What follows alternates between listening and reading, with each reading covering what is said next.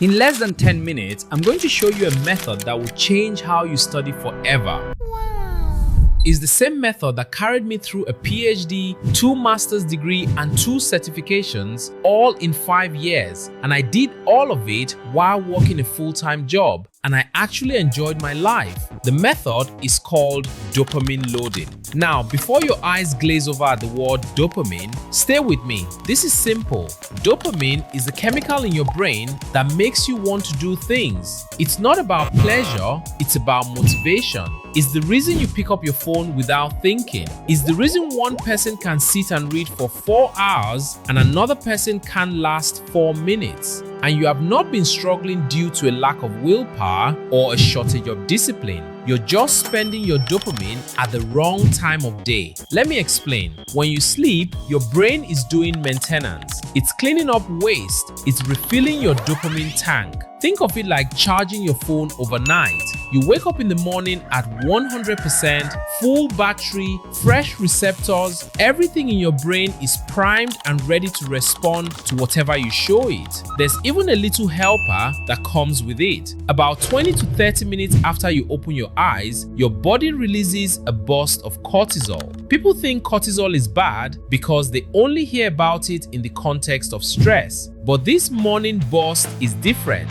This one sharpens you. It wakes up your focus circuits. It's basically your brain's natural pre-workout. Cortisol plus fresh dopamine means this. The first hour of your morning is the most valuable neurological moment of your entire day. And then, within 60 seconds of waking up, you grab your phone, you check TikTok, then Instagram, and the next 2 hours are on social media. And for every like and notification is a tiny unpredictable hit of dopamine. The same mechanism that makes slot machines addictive is now pumping through your fresh morning brain. Your brain was built to respond strongly to small signals. Now it's getting a fire hose. When you put the phone down and try to read, nothing works. You can seem to even concentrate. The book feels heavy. Your mind keeps drifting. 10 minutes in, you're back on your phone. Do you know what has happened? Well, your brain is overspent. The morning sensitivity is gone. The receptors that were wide open are now pulling back, protecting themselves from all that stimulation.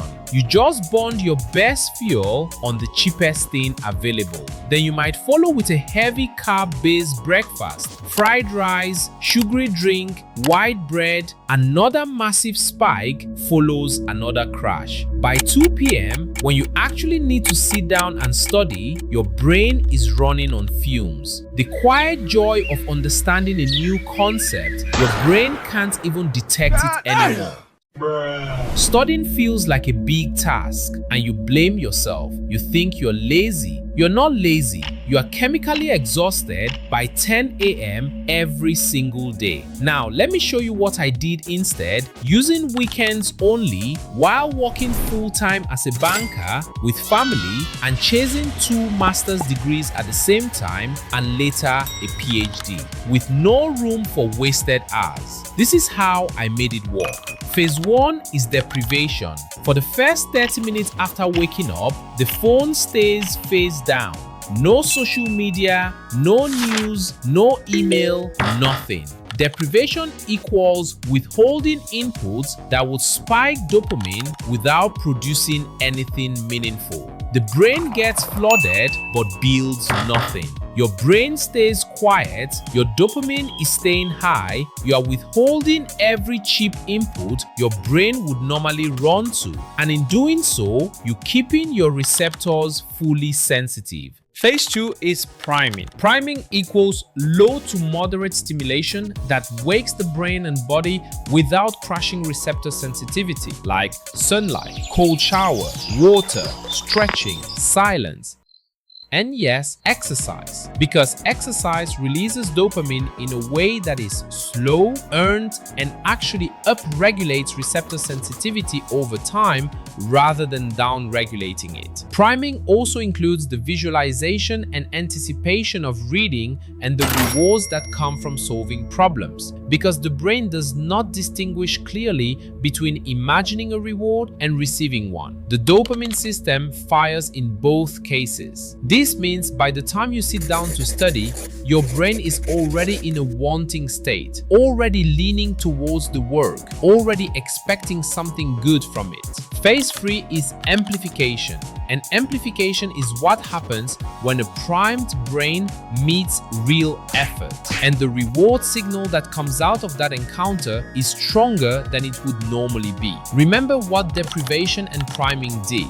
They kept your dopamine receptors sensitive. They kept your baseline high. So when you now do something that produces a dopamine release, like reading, solving a problem, finishing a chapter, or understanding a difficult concept, your receptors are still wide open and fully expressed on the cell surface. A fully sensitive receptor receiving a dopamine signal is like a dry sponge hitting water. It absorbs everything. That is amplification. To make the reading even fun, I study in 50 minutes interval with 10 minutes break in between. The breaks are for stretching and picking up a cup of water. Amplification includes the reward and celebration that comes after. When I finish my long study sessions, I deliberately celebrate.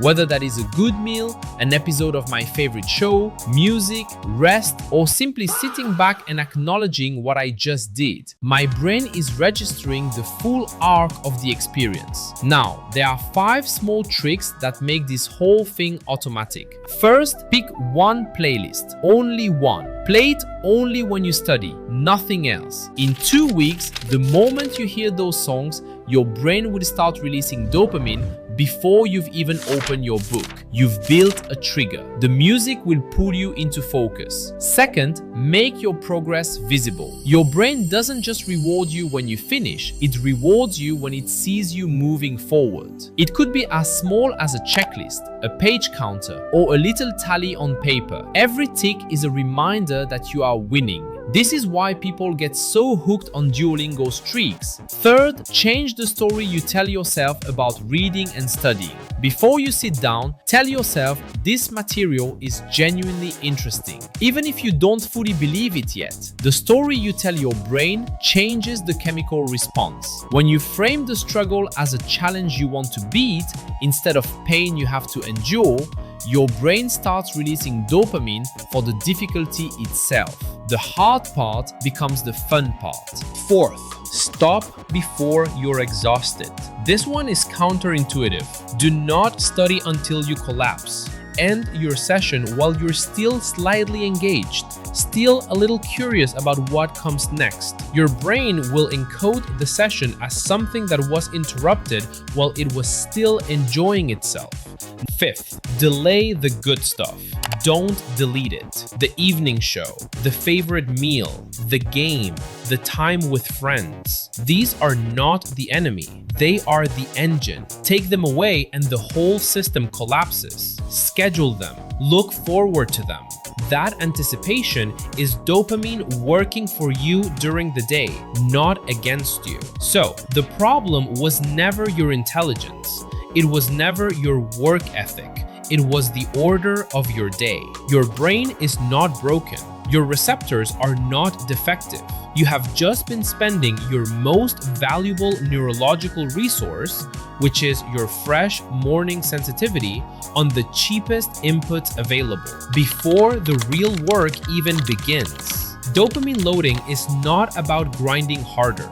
It is not about banning fun. It is about putting your day in the right order so your brain is on your side when it counts. Protect the morning. Do the hard work first. Let the good stuff come after, fully, freely, without guilt. And over time, you won't even need to trick yourself anymore. Your brain will have learned through real experience that the work produces a real reward. Studying will stop feeling like punishment. It will start feeling like something you actually want to do. That's how you get the grades. That's how you still enjoy your life. And that's exactly what worked for me. May God guide us on the right path. I'll see you in the next one.